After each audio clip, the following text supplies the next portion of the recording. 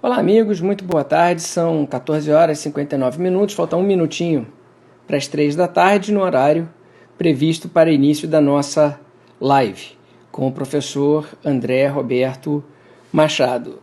Você já deve me conhecer, eu sou o professor Werson Rego, sou coordenador acadêmico do Instituto Nemesis de Estudos Avançados em Direito e coordenador dos cursos de Direito Imobiliário nas modalidades presencial e online do Instituto. Eu gostaria aqui de dar as minhas boas-vindas a todos vocês, testando aqui o nosso áudio e o vídeo. Então deixa eu ver aqui quem é que já está na sala conosco. Rafaela, Antônio Ricardo. Ô, professor Antônio Ricardo, muito obrigado aí pelo prestígio. A nossa live da semana passada foi um sucesso, foi muito boa e já está disponível no nosso canal do YouTube. Hensel, Jack, professor Tiago,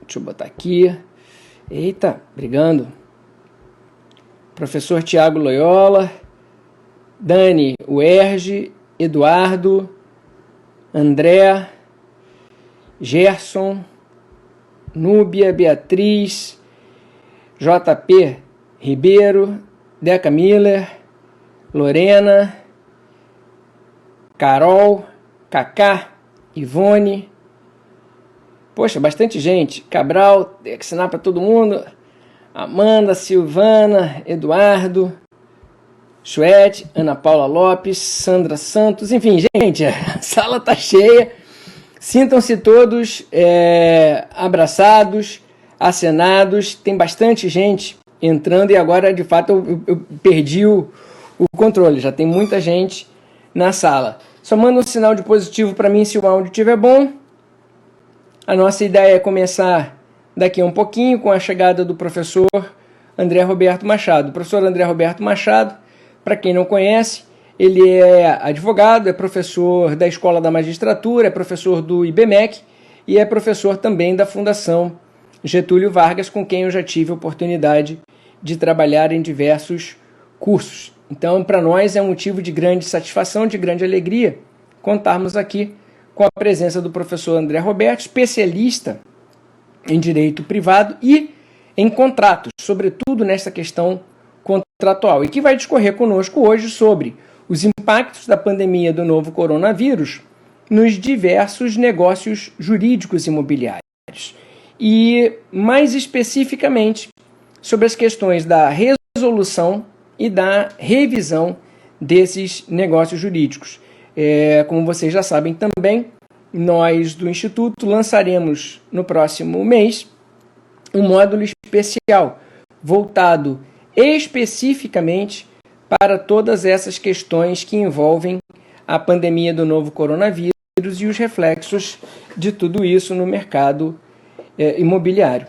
Então, acompanhe aí as nossas lives, fiquem atentos, porque em breve nós faremos o lançamento deste módulo especial, ok?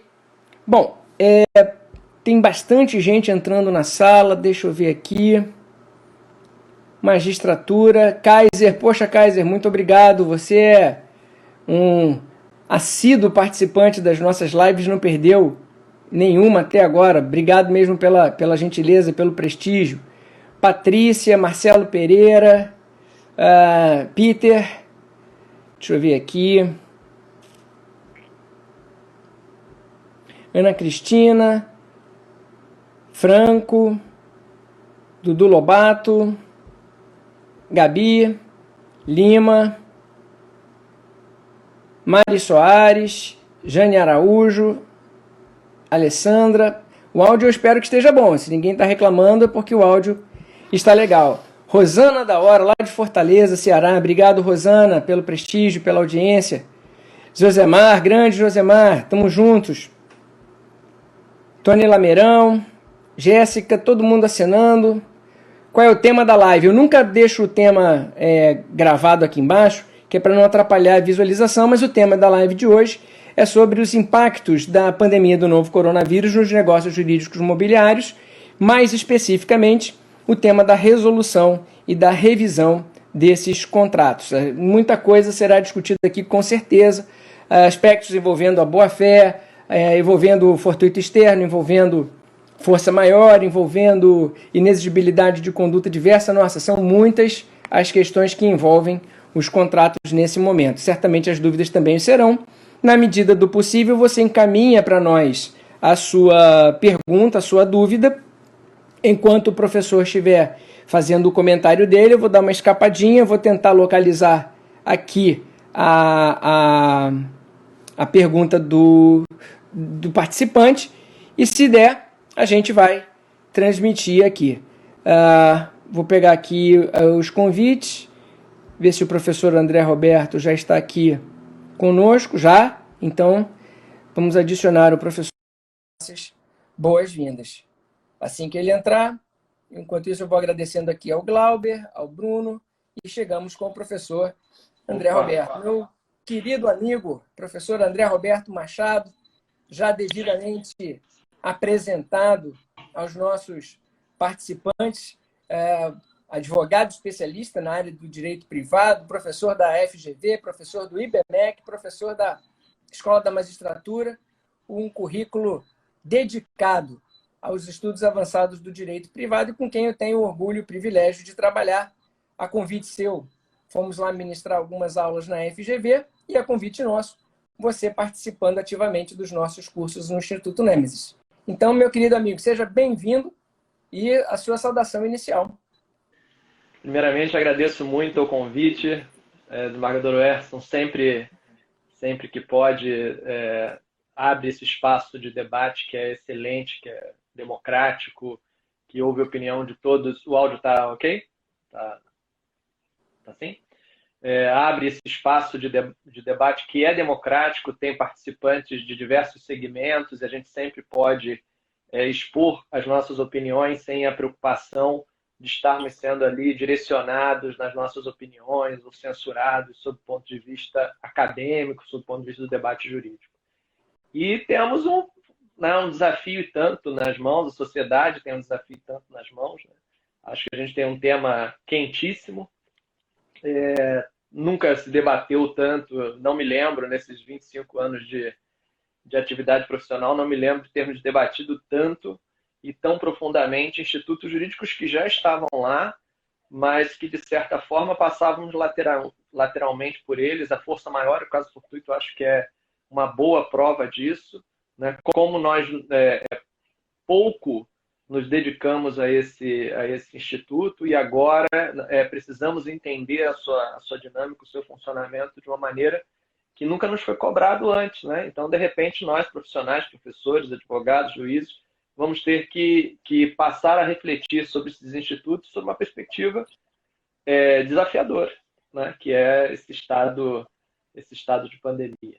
Mas, enfim, sou um mestre em Direito às Relações Econômicas, faço o meu doutoramento em Relações Econômicas e acho que esse momento ele é um momento de reconstrução de paradigmas. Eu acho que é aprofundamento de alguns, reconstrução de outros, mas é um desafio que a sociedade é conclamada a construir junto.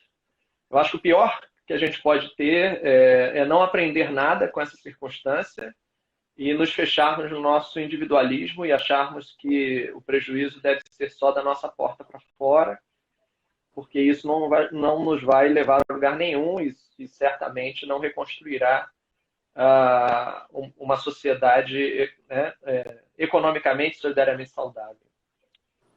É isso, meu amigo. Queria também já dar as boas-vindas aqui ao nosso querido amigo Pablo Arruda. Ingressou aqui na sala, está participando conosco ativamente, é outro querido, estimado, competente professor que está conosco, graças a Deus, né? Uma felicidade muito grande para o Instituto contar com o Pablo entre o nosso time de especialistas e de professores que procura levar sempre uma academia de qualidade, né? Com muito conteúdo teórico e, sobretudo, na prática, porque a teoria sem utilidade no dia a dia não vale de muita coisa. É o que a gente procura transmitir. Então, Pablo, aí, muito obrigado por participar aqui conosco. Antônio Ricardo também já entrou. Professor Antônio Ricardo, muito obrigado por estar aqui também conosco, prestigiando a nossa live. Então, sem mais delongas, meu amigo, vamos trabalhar. Vamos lá. A gente está escutando muito nos dias de hoje, a ideia de que o que está acontecendo para algumas atividades estaria compreendida no risco da atividade ou no risco do empreendimento. Sem que a gente avance, por hora, na teoria do risco, eu te pergunto, você acredita que exista algum contrato imune a risco? Vamos lá. Tem uma ideia que eu sempre gosto de trabalhar nas minhas aulas, que contratar é arriscar-se. Se você não quer nenhum risco, a celebração de um contrato não é o seu ambiente ideal. Há contratos, contudo, que são de natureza mais inerente de risco, os contratos aleatórios estão mais expostos, né? Faz parte da sua área que essas trocas sejam iguais, e outros contratos em que se espera comutativamente que essas trocas sejam mais estáveis, mais equilibradas. Mas risco haverá sempre, porque o futuro é um risco. E se o meu contrato projeta efeitos para o futuro, eu sempre vou estar exposto a alguma situação de frustração, né, ou possibilidade de frustração no futuro.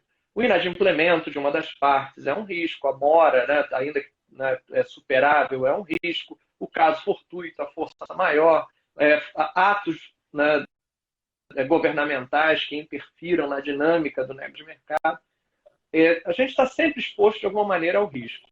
A grande questão é compreender aonde esse risco ficou alocado contratualmente, como no momento em que as partes colocaram aquele evento, como ele seria suportado dentro daquela relação contratual, e a partir daí dar as consequências, os efeitos próprios que o contrato ajustou. Então, por exemplo, há um risco de inadimplemento. Sim, então qual é a consequência que o contrato prevê? Como ele alocou esse risco? Alocou uma multa para o período moratório, alocou incidência de juros de mora, possibilitou suspensão temporária do cumprimento da contraprestação. O contrato pode ter alocado uma série de consequências para lidar com aquele risco, que era o risco futuro do inadimplemento. Quando a gente chega para a questão atual da pandemia, né, e aí a gente se pergunta, este risco, especificamente o que está acontecendo agora, era um risco que as partes tinham alocado nos seus contratos, que as partes tinham a capacidade de fazer a justa alocação nos seus contratos? E aí me parece que nesse ponto a gente está diante de um cisne negro, a gente está diante de uma circunstância que não estava alocada em contrato nenhum. Mesmo aqueles contratos que eventualmente de forma genérica falassem em calamidade pública, eles não estavam alocando essa específica circunstância porque ela é ímpar. O mundo inteiro substancialmente parar a sua atividade econômica, diminuir a circulação de pessoas no nível que a gente está vendo hoje, ela é ímpar. Ninguém teve a bola de cristal de, um ano atrás, 6 meses atrás, celebrar um contrato com esse grau de mapeamento de risco. Então, não há contrato sem risco. Agora, nem todo risco é passível de ter sido adequadamente alocado. Há riscos que são imprevisíveis e inevitáveis e que a gente vai ter que aprender a lidar com eles quando, se e quando isso acontecer. Eu acho, André, que eu estava aqui com o Pablo na cabeça, quase que me confundi. André, veja, eu acho que você tocou num ponto-chave dessa ideia dos riscos. É trabalhar com os riscos que são previsíveis, os riscos evitáveis e os riscos inevitáveis. Aqueles riscos que eu posso prever e evitar, fica muito fácil trabalhar com a ideia de alocação de risco. Nos contratos paritários, é aquilo que for livremente convencionado entre as partes. Nos contratos assimétricos, normalmente o risco ele é alocado na pessoa de quem obtém o proveito econômico. Então, aquele que ofere os bônus da atividade econômica fica com os ônus e com os riscos àquela atividade inerente. Mas existe a outra questão dos riscos imprevisíveis e, além dos imprevisíveis, nós temos os previsíveis ou imprevisíveis, mas inevitáveis. E é nessa situação que a gente também deve colocar o nosso olhar, a nossa atenção e a nossa análise para os debates que estão sendo travados aqui, porque, como você bem mencionou, e todos nós temos colocado aqui, esse fenômeno da pandemia mundial, né, internacional, do novo coronavírus, nunca, assim, nessa proporção, foi imaginado. A gente pode dizer que, em tese, líderes como o Bill Gates, o Barack Obama falavam sobre a possibilidade desse tipo de evento contaminar a economia, mas era uma hipótese ainda acadêmica, né? Se acreditava que aquilo fosse possível de acontecer e que o mundo não estaria preparado para essa situação. Aquilo que, na teoria, acabou se concretizando na prática, provou o acerto daquele discurso. Isto é, o mundo não estava preparado. Não é o Brasil. O mundo inteiro não estava adequadamente preparado para isso e está sofrendo hoje as consequências, tanto na área da saúde, mas, sobretudo, nos impactos e nos efeitos econômicos dela decorrentes. Vamos lá. Uma segunda na linha de desenvolvimento dessa ideia. Todo mundo está falando que a pandemia do novo coronavírus se encaixa na categoria jurídica de fortuito externo ou na categoria jurídica de força maior. Seria só isso? Como é que você enxerga a pandemia nessas categorias jurídicas? Vamos lá. Uma das questões que tem mudado bastante, assistindo aos colegas e acompanhando os debates, é a preocupação que muitos colegas estão tendo de compartimentar esse acontecimento dentro de uma específica categoria, num único dispositivo legal e conferir um único risco legal. Explico melhor qual é a minha preocupação. Eu não tenho dúvida de que quando a gente pega a teoria geral do direito civil e categoriza os fatos, que essa pandemia é um fato jurídico, em sentido estrito, extraordinário. A gente está diante de um acontecimento que independe da vontade dos contratantes e que está afetando o contrato de maneira importante, né, impactante e extraordinária, né, ao que seria a área normal de qualquer contrato. A gente está diante de um acontecimento que assim se inseriria. Um fato jurídico em sentido estrito, extraordinário.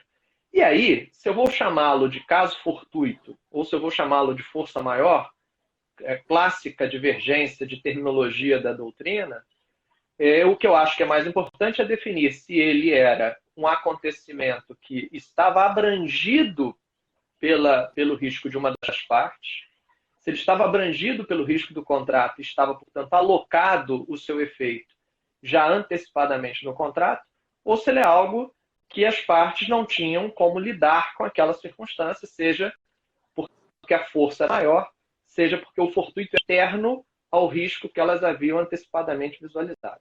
Ok.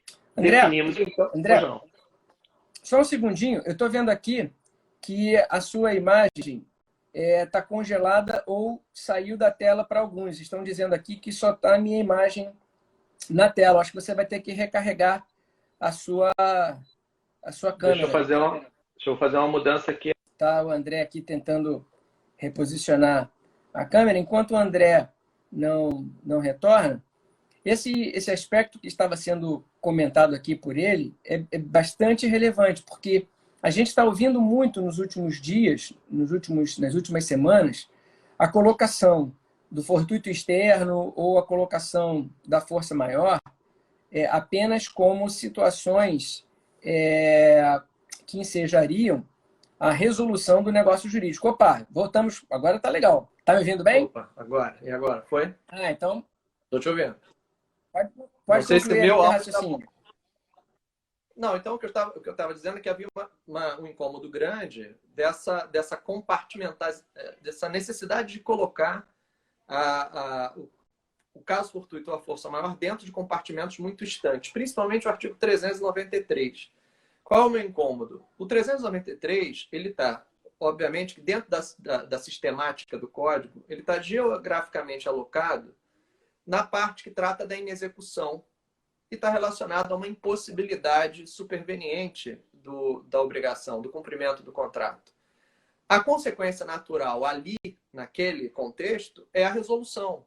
É alegar, olha, diante da minha impossibilidade de superar o caso fortuito ou superar a força maior, eu quero...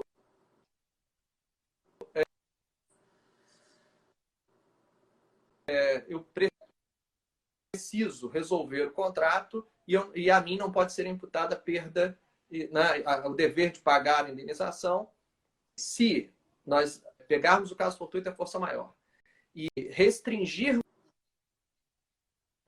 ela a apenas o 393, como, por exemplo, entende, só poderemos alegar caso fortuito ou força maior para inadimplemento absoluto, insuperável, para situações de impossibilidade definitiva.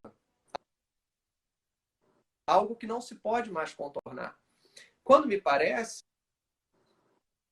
que o caso fortuito e a força maior, elas podem gerar circunstâncias de impossibilidade temporárias e superáveis, não imediatamente, não há uma superação do contrato, quer dizer, o contrato poder superar aquela circunstância, tratando aquilo como um inadimplemento relativo, ocupa isso.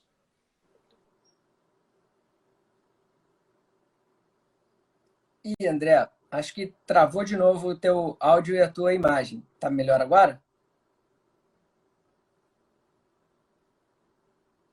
Tá travando lá o André, mas isso que ele colocou agora é bastante importante, porque topograficamente...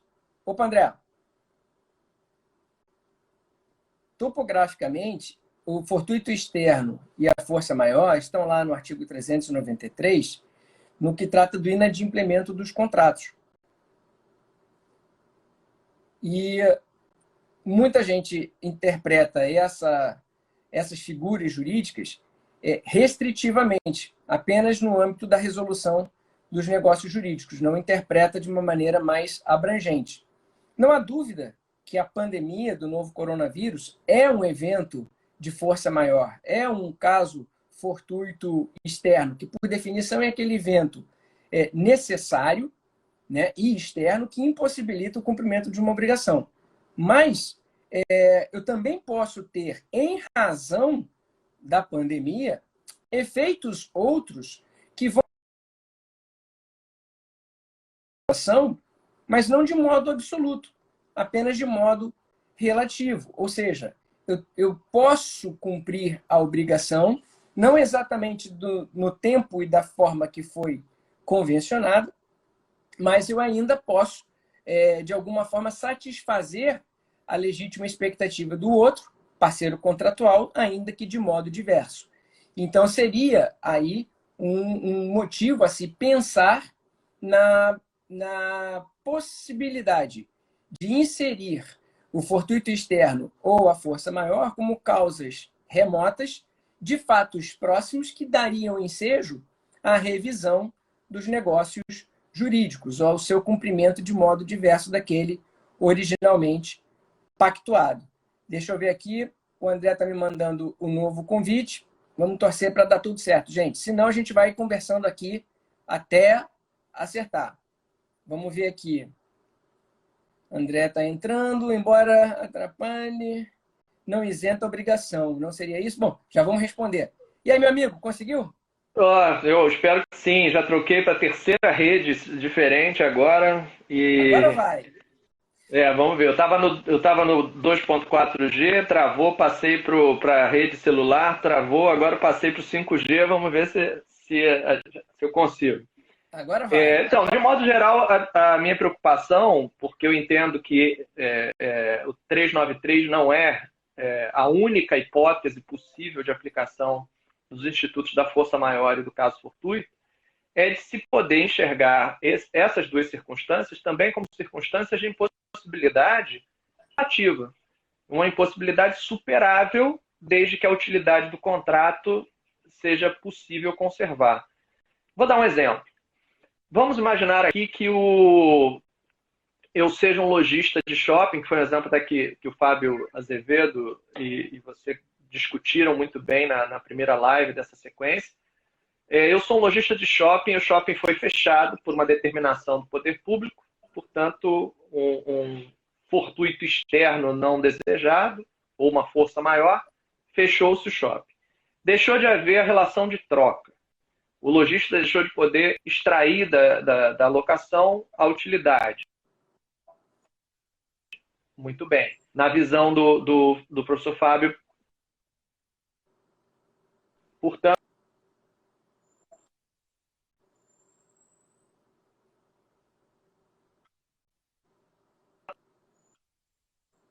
deixaria de existir a exigibilidade de uma contraprestação. Esse horário, né, de 3, 4 horas, entre 3 e 6 horas da tarde, são horários de tráfego muito intenso, né, no Instagram. E quando existem muitas lives ocorrendo ao mesmo tempo, é muito comum que isso aconteça. Tem dias que as lives fluem bem, tem dias que não, mas também vocês não precisam ficar preocupados, porque bem na discussão hoje, o que a gente vai fazer, eu vou trazer o professor André Roberto para um novo bate-papo na quinta-feira, porque como nós estamos com já lives previstas para o longo da semana, amanhã a professora Fátima Santoro Gestenberger, que vai falar sobre os condomínios edilícios, e na quarta-feira o professor Gustavo Schwartz, que vai falar sobre os impactos tributários e fiscais. Então, seguindo a nossa agenda, terça e quarta-feira, voltaremos com o professor André Roberto na quinta, se a gente não conseguir levar bem. De fato, esses horários nesse período, né, são horários muito concorridos, e se não tiver uma internet muito forte, muito boa, cai mesmo. Mas o que ele estava colocando ainda há pouco, deixa eu ver quando ele entrar aqui, eu vou acioná-lo novamente, é a possibilidade de se inserir as figuras jurídicas do caso fortuito e da força maior em outras categorias que não apenas as de causa de extinção do contrato. Eu vou aproveitar, então, que ele está tentando reposicionar lá o equipamento e ver aqui, por favor, a Ana Cristina Barcelos bota assim, por favor, comentarem sobre o projeto de lei 11.179 de 2020 na parte referente ao despejo. Ana, eu vou te remeter à live com o professor Fábio Azevedo, que ocorreu na semana passada e já está disponibilizada no canal do YouTube do Instituto Nêmesis, e lá a gente abordou bem a questão do projeto 1179, tá? Pedro Diniz, no caso de resolução de contrato de compra e venda, por caso fortuito força maior, o empreendedor pode cobrar multa de cláusula penal, deve devolver os valores pagos imediatamente ou de forma parcelada. Muito boa colocação, Pedro. Veja, se a gente estava colocando até aqui o fortuito externo e a força maior topograficamente no artigo 393 como causa de resolução de um contrato, o que significa isso? A gente tem que o fortuito externo ou a força maior, nesses casos, seriam aqueles eventos necessários e externos que impossibilitam de modo absoluto o cumprimento de uma prestação. Ora, se é um evento externo, necessário e inevitável que impossibilita de modo absoluto o cumprimento de uma prestação, a solução natural é o desfazimento daquele negócio jurídico com a recomposição das partes ao estado em que elas se encontravam antes, ou seja, sem os efeitos da mora e sem os efeitos do inadimplemento culposo. Ok?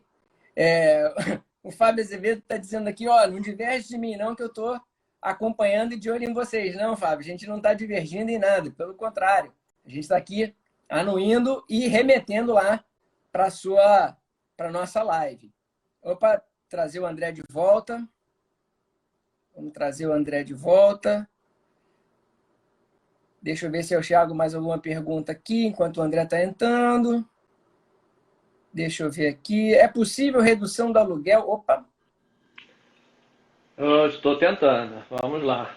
Não, André, eu Consegue falei me aqui o ouvir? seguinte: não precisa nem ficar preocupado, porque isso acontece mesmo. Esse é um horário que a gente chama de horário nobre, que é o horário da tarde aqui no Instagram. Costuma cair mesmo, mas já fica o convite, evidentemente você podendo, para a Uhum. gente ou reapresentar ou evoluir, se a gente não conseguir falar tudo que a gente tinha idealizado, na próxima quinta-feira, se você puder, porque amanhã tem a Fátima Gerstenberger, na quarta o Gustavo Schwartz, e aí na quinta, se você tiver disponibilidade, ou na sexta, se não, Sim, a sim. gente volta a completar. Mas então, conclui Tá. aí o teu 393. Então, eu acho, assim, voltando àquela questão lá da discussão sua com o Fábio, e que eu já tinha visto uma posição semelhante do professor José Simão, que eu acho que a gente reduzir, claro, eu não estou falando do 393 especificamente, mas a gente reduzir a força maior, ou caso fortuito, a apenas exclusivamente hipóteses de resolução do contrato, seguindo uma literalidade para o 393, é colocar uma situação muito ainda mais dramática nesse momento, em que certos devedores não assim, precisam do negócio, precisam da continuidade do negócio, mas temporariamente estão impossibilitados de executar do modo como estava inicialmente previsto, ou até executar mesmo o contrato. Mas não desejam o fim do contrato e enxergam a utilidade dele para daqui a 2 meses ou daqui a 3 meses. Eu vou dar 2 exemplos só para fechar essa questão de poder avançar. Vamos pensar, então, nesse lojista. O lojista quer a continuidade do contrato, mas ele não está recebendo a posse, né, a utilidade da coisa. Mas ele quer prosseguir nessa relação locatícia. Ele sabe que essa situação será superável e que daqui a 2 ou 3 meses ele poderá voltar a ter o acesso à posse. Ele já pagou a luva para assumir aquele ponto, ele já fez o investimento e ele quer dar continuidade ao negócio. Poderíamos tomar o 393 aqui como resolução absoluta desse contrato? E de repente um administrador de shopping center, de forma abusiva, dizer: não, olha, eu realmente não consigo te entregar a posse do imóvel por determinação do poder público, e como é impossível para mim superar, eu estou extinguindo a relação, vou encerrar a relação locatícia aqui. Estou invocando o 393 como causa de resolução. Quer dizer, ficaria o locatário numa dupla situação de prejuízo. Uma, porque não está usufruindo da coisa, e outra, se ele insiste que a circunstância é de força maior, a outra parte pode dizer, então, isso é causa de resolução. Esse é um cenário que me incomoda. O segundo cenário é o das incorporações imobiliárias que estejam prestes a entregar unidades, mas que, por causa das circunstâncias, possam sofrer um atraso de 15 dias ou mais de 30 dias, além daquele período de carência, daquele período de graça que o legislador na lei dos distratos colocou. E aí ele acaba tendo ali mais 30 dias ou mais 15 dias, que seja, por conta de alguma dificuldade documental, porque os órgãos públicos estão funcionando de maneira parcial, enfim, ele tem ali uma circunstância. Só que a prestação está substancialmente adimplida, o empreendimento está praticamente pronto para entrega. E aí vem o prometente comprador, o adquirente, que não está numa situação de impossibilidade de pagamento, não é isso que eu estou colocando, que está numa situação de repente, ele já tinha um arrependimento anterior, acha que já achava que não era mais tão bom negócio, pega aquela janela de oportunidade do término dos 180 dias e diz: opa, ultrapassou os 180 dias, eu quero a resolução do contrato, não tenho direito às perdas e danos, porque o teu atraso prolongado é por força maior, mas tenho o direito potestativo de não mais querer o prosseguimento do negócio. E aí me parece que ignorar a força maior, ou melhor, ou dar à força maior a única alternativa de fundamento para resolução, mas não para uma mora, né? Olha, eu estou em mora, reconheço que estou em mora, é por força maior, mas ela é superável, a prestação se mantém útil, se mantém possível, e eu vou executá-la às condições dela alcançar a finalidade legítima do contrato. Eu acho que essa reflexão é uma reflexão que nós, juristas, vamos ter que fazer, que ela invoca a lógica do que seja fato jurídico stricto sensu na teoria geral do direito civil. O que significa caso de força maior na teoria geral. Não especificamente como artigo 393, mas como algo maior. Olha, eu estou numa situação de mora, isso não deixou de ser mora, eu só não consigo superar instantaneamente, mas o negócio mantém os elementos que legitimam a sua conservação. Me parece que essa seja uma discussão importante de se fazer. E aí vem as questões outras, né, de revisão, de renegociação, enfim, para a superação. Mas esse era um ponto importante que eu queria colocar com você. Agora, você falou uma questão da alocação de risco, né, das partes terem a liberdade de alocar o risco, e aí hoje a lei da liberdade econômica acresceu no 421A o respeito à alocação dos riscos que as partes tenham feito, o judiciário deve respeitar.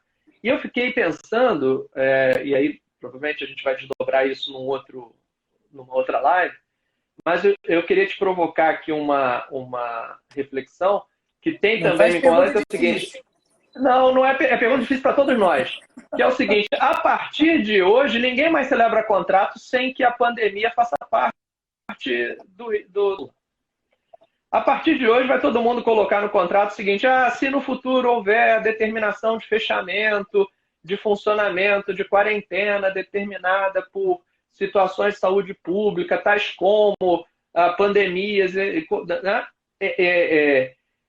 Vai começar a construir cláusula, e aí me preocupa o seguinte, se o contrato é realmente paritário, a gente vai distribuir isso antes. Beleza, olha, já aconteceu, a gente sabe mais ou menos como funciona, vamos distribuir isso. Agora, se o contrato ele não tem essa paridade toda, por exemplo, voltando à normalidade, um shopping center e um lojista que tem uma certa preponderância do contrato padrão do shopping em relação à capacidade de negociação dos lojistas menores. As grandes lojas amplas têm condições especiais. Franqueado com o franqueador, que são relações interempresariais, mas que pode ser que aquele risco seja alocado de uma maneira pela parte mais forte, que no futuro, circunstâncias como essa recaiam exclusivamente nas costas daquele que não teve tanta força de negociação.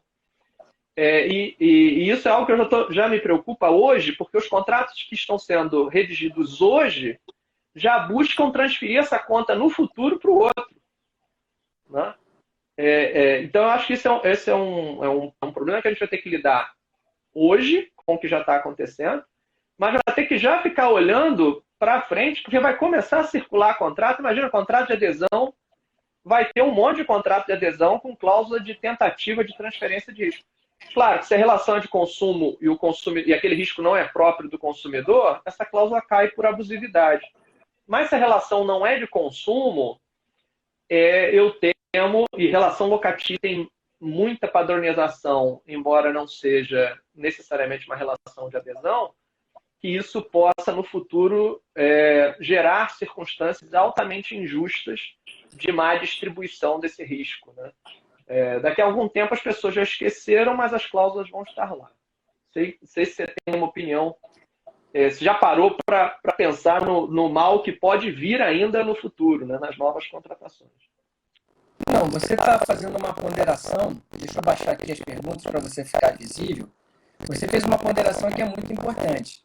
A gente tem a pandemia, no momento atual, como um evento não previsível, pelo menos nessa extensão e profundidade, tá certo?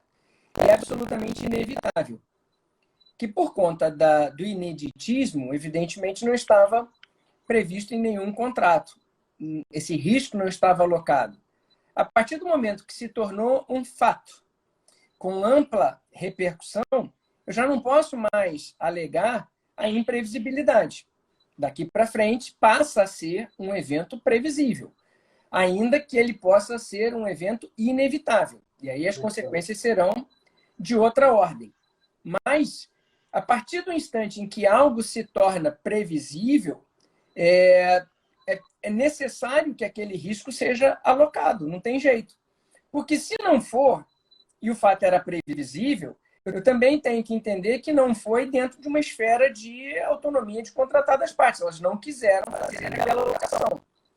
A preocupação é quando fizerem, se isso não ficaria excessivamente oneroso para uma das partes, já que você está colocando no preço do produto ou do serviço um risco muito distante, mas que pode acontecer. Por outro lado, o mercado ele acaba sendo inteligente nessa hora, porque se você vem com valores, com preços que o mercado não aceita, aquele contratante vai ter que se reposicionar. Ou seja, não dá para transferir. É uma conta que passa pela atuarialidade, né? Não dá para simplesmente transferir a integralidade do risco. Você vai ter que fazer uma conta complexa da probabilidade de acontecimento, quais seriam os impactos se eventualmente aquilo ocorresse, e tentar repartir de maneira equitativa os efeitos, né, financeiros daquilo, embutindo uma parte disso no preço. Mas é algo, de fato, que acontecerá, sem dúvida alguma, ou as partes não farão essa alocação de risco e não fizeram porque não quiseram, dentro do princípio da autonomia das vontades, ou fizeram e terão que agir de modo equitativo, equilibrado, sem impor um ônus excessivo, porque isso impactando no preço, evidentemente impacta na aquisição daquele produto ou na contratação daquele serviço. Meu amigo André, vamos chegar aqui para dar uma força para o pessoal. Tem muita pergunta chegando envolvendo questões práticas. E Perfeito. Como a gente tem a possibilidade de ajustar a teoria à prática, eu vou passar aqui várias perguntas, para a gente tentar identificar os pontos de aproximação, né, entre elas, e que a gente possa responder de maneira objetiva, não um caso concreto, mas entregando uma solução acadêmica para aquilo. A Lucília diz aqui o seguinte: o que sugerem de eu, como idosa, estar dando desconto de 50% aos inquilinos, ou seja, ela está transigindo, fazendo a parte dela, aos inquilinos comerciais e residenciais. E o residual, eu quero que parcelem a dívida, mas os inquilinos não aceitam. Eu já cedi como proprietária, está fazendo a parte dela. Vou avançando aqui, tá? Daqui a pouco a gente responde tudo junto. A Fabiana diz: olha, meu escritório fica em um shopping center. O administrador enviou circular para lojistas, onde informou, se não tiverem como pagar o aluguel, que peçam a rescisão contratual, perdendo ponto e investimentos. Bacana, né? O Antônio Ricardo, querendo botar já em saia justa, ele já bota aqui para a gente o seguinte: o professor entende que esses eventos têm força suficiente para influenciar nos processos de distratos que já se encontram em fase de execução das decisões que mandaram devolver determinado percentual. E vamos pegar aqui mais algumas. A autonomia das vontades estaria em crise? Perguntou aqui o professor Ieres. Obrigado, Ieres, pela pergunta.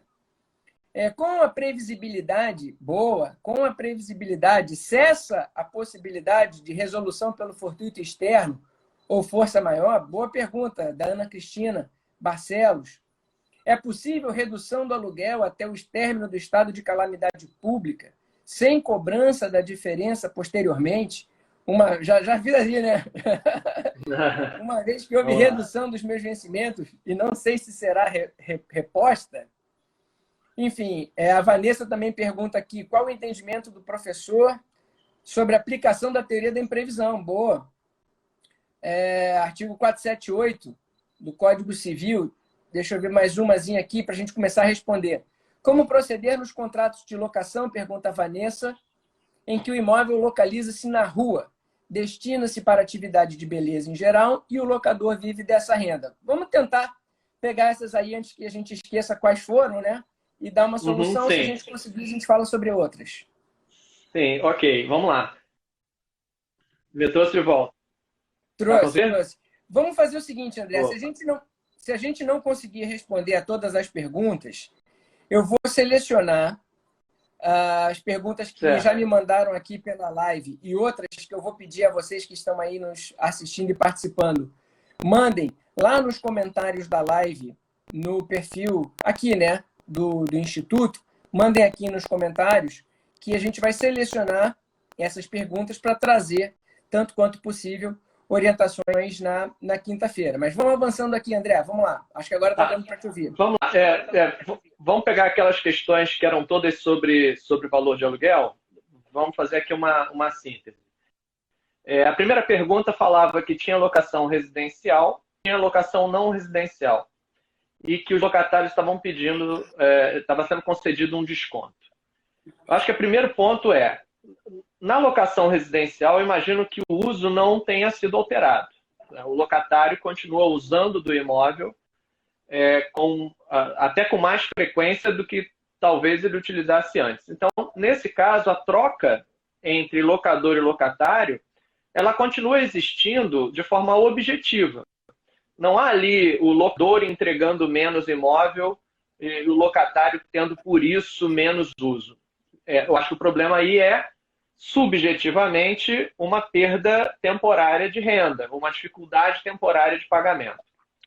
A concessão desse benefício de redução pode ser fruto de uma negociação, que pode ser conduzida aí tanto como um desconto que não será recobrado depois, como uma forma de recobrança no momento diferido. Olha, eu te concedo um desconto agora, e daqui a um prazo razoável, porque também não adianta, tem locador no seguinte, você paga 50% esse mês que vem você paga 150%. Ninguém tem essa mágica de não ter o dinheiro esse mês e no mês que vem ter o triplo desse valor. Isso, né, 150%. Hoje eu pago 100, mês que vem eu pago 300. Então, me parece que sendo concedido como um diferimento, que seja dado um parcelamento razoável. Olha, a partir de outubro, a partir de setembro, em tantas parcelas mensais acrescidas ao aluguel, é legítimo? Na locação residencial, eu vejo como uma negociação legítima. Eu continuei te entregando o uso do imóvel, você continuou tendo direito ao uso pleno do imóvel, eu entendo a sua dificuldade econômica temporária, vou te reduzir o aluguel hoje, mas vou diferir esse pagamento. Isso, inclusive, fazia parte do PL 11. A ideia de eu pago uma parte agora e pago o restante mais adiante. Me parece bem razoável. Na locação não residencial, tem que ver se está sendo entregue a mesma coisa, porque o valor da locação não residencial baseia-se em ponto. Baseia-se em aproveitamento daquele ponto comercial. E aí pode ser que que o prédio esteja fechado. Então tem casos em que os condomínios fecharam e as pessoas não podem acessar suas salas comerciais. Então, se elas não podem acessar suas salas comerciais por deliberação condominial de fechamento, eu não estou usando o imóvel. Então, aqui, qualquer redução faz parte da própria redução de troca. Eu já não recebo mais aquilo que era o meu direito. Logo, o meu dever, que é a contraprestação, também vai ser reduzido. E aqui não é diferimento, porque não vai ter o diferimento de uso. Eu não estou usando agora porque está fechado, como é o lojista de shopping também. Eu não estou usando agora porque está fechado, e quando reabrir, eu não vou usar 2 vezes. Eu não vou usar o dobro. Eu não vou usar 20% a mais. Né? Então, a redução que eu estou tendo agora não é desconto. É um equilíbrio dado a que eu estou recebendo menos do que aquilo que estava combinado. Então, o contrato foi afetado na sua própria sinalagma objetiva. Aqui, sim, eu recebo menos locação, porque eu recebo menos uso, eu não estou tendo acesso, ou estou tendo acesso muito reduzido, e o aluguel, que é a contrapartida disso, desestabilizou. Se a negociação não for alcançada de maneira amigável, o que, contrassenso, não faz sentido que as partes prefiram um litígio, mas se essa negociação não é alcançada amigavelmente, eu vejo 2 alternativas. Uma, se eu não tenho acesso nenhum, o imóvel está completamente impedido de eu acessar, é exceção de contrato não cumprido. Você não pode me cobrar aluguel nenhum nesse período, porque você não está entregando prestação alguma nesse período. Então, enquanto você não restabelecer, eu sei que você não quer fechar. Eu sei que não é uma vontade, é uma determinação. Se não for restabelecida a sinalagma, eu não posso... Então, o que eu vou fazer agora, gente? São 15h57, a gente tem aqui 1 minuto e 50 de live ainda. Eu vou sair às 16 horas, quer dizer, nem que eu queira continuar, o YouTube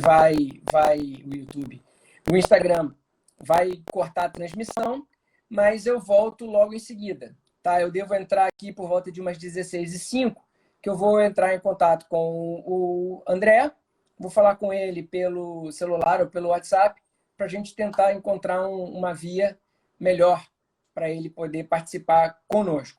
Se ele não conseguir retornar por questões técnicas, eu fico aqui tentando responder na medida do possível, tá certo? Até para não fazer qualquer pré-julgamento, já que como desembargador eu posso ter que julgar questões semelhantes, mas tentar trazer alguma orientação a essas dúvidas que estão inquietando vocês aí, tá bem? Eu vou agradecer por hora, faltam 55 segundos apenas, me despedir, encerro aqui e volto às 16h05. Então fiquem aí, compartilhem com os amigos, troquem umas ideias, convidem outras pessoas para cá, porque essas dúvidas atingem a muitas pessoas, e quanto mais a gente puder alcançar o público e dar essa orientação, essa prestação de serviço, a utilidade pública, a gente fica satisfeito. Ok? Eu agradeço a você que participou conosco até aqui. Voltarei daqui a 5 minutinhos, dando sequência e respondendo as perguntas que vocês nos formularam, e terão que reformular lá, porque isso aqui vai cair, mas já fica agendado para quinta-feira a sequência desse tema com o professor André Roberto Machado. Tá bom? Muito obrigado a vocês e até já.